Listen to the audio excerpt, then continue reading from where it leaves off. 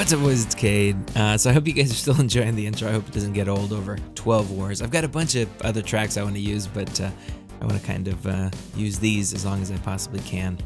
And I know it's a little bit late, but here is War 2 versus Zeus. Now we've got all the wars recorded, of course, but it's, I don't know. I kind of get to doing the voiceover and I'm like, hey, I'll do it later, and just end up editing them and not getting them out that quick. So this one's a Morningstar War. I know a lot of people have been asking for more Morningstar War content, and this one was a good one because we had a champion boss. Now, just kind of got in to burn my energy. You can see I went and spec'd single suicides. You can see by the mastery points.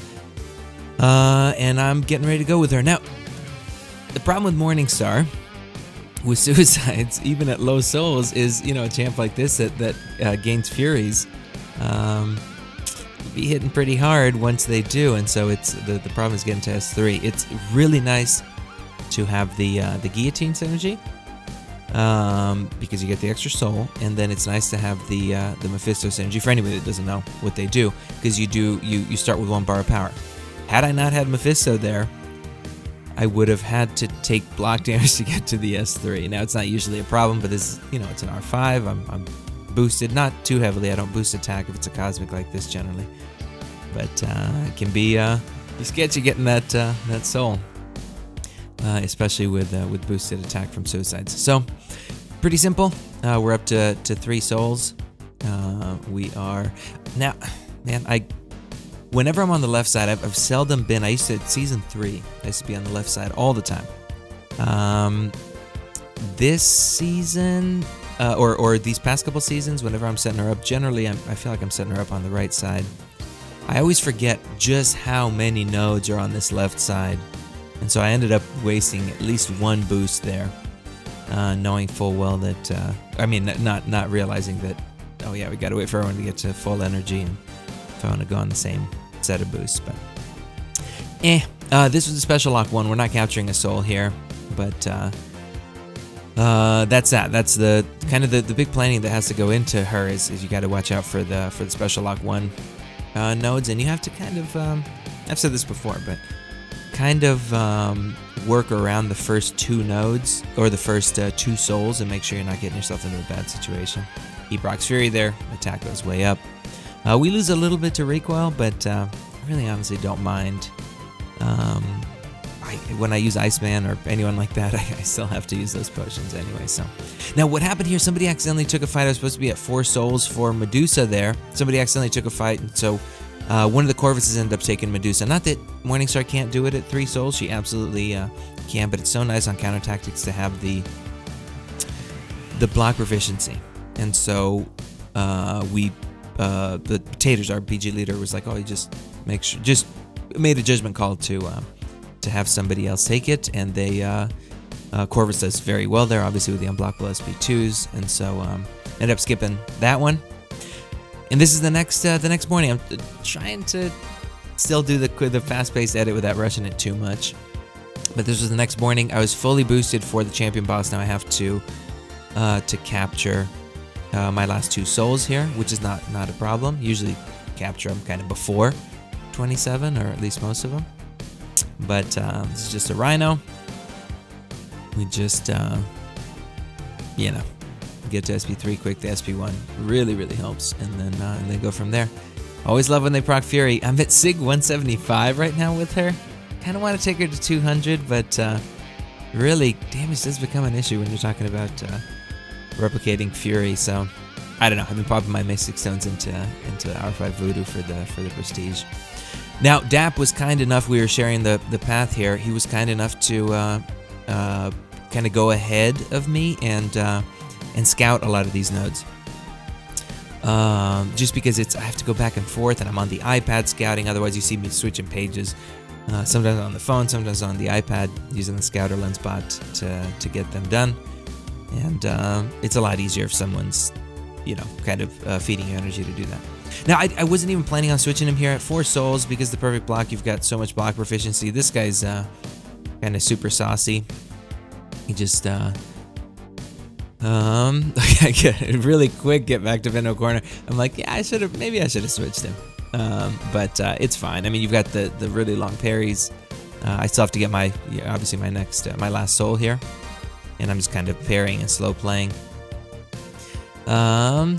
He really with this switch trick. It's not a big deal. I end up switching most of them, but you have the extra long parries from the extra perfect block chance. Why would you, right? So anyway, my observation's been that you get kind of two different types of AI, and so if they cooperate, same with Medusa, same with anyone. The ones that really chase, and the ones that really like back up a lot. Sometimes one of them doesn't want to throw as many specials as the other. But anyway, so we're almost there, almost at 5 souls.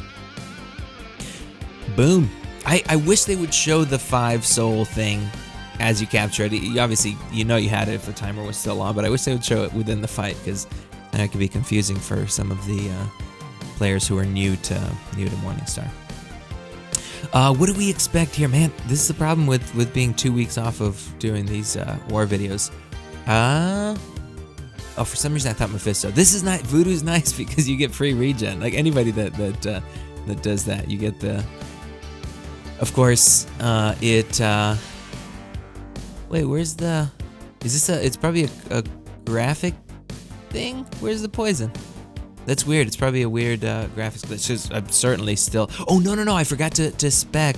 I was at 5 souls and I forgot to spec the into double suicides after that. So I was going to say with the poison on you, regen's 30% less efficient. But I realized during this fight that, oh, I didn't actually pop the last 3 points, and you'll see me afterwards putting them in there.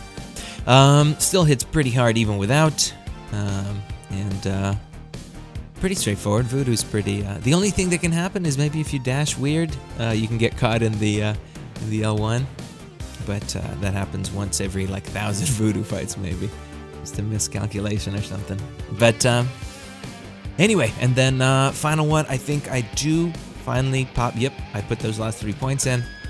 That Iceman here. The only thing you have to watch out for with this node is sometimes he launches it right off the bat, so you have to be ready to dash right off the bat there. If not, if you land that parry, yeah, generally he'll try to heavy, and it's all good. Now we've got crazy energy resistance, and of course don't mind we are losing 5% to each special, but we got crazy energy resistance too from 4 souls on. So with that, with willpower, the Icemen are generally pretty fun for. Plus you're still life stealing if you're at 5 souls.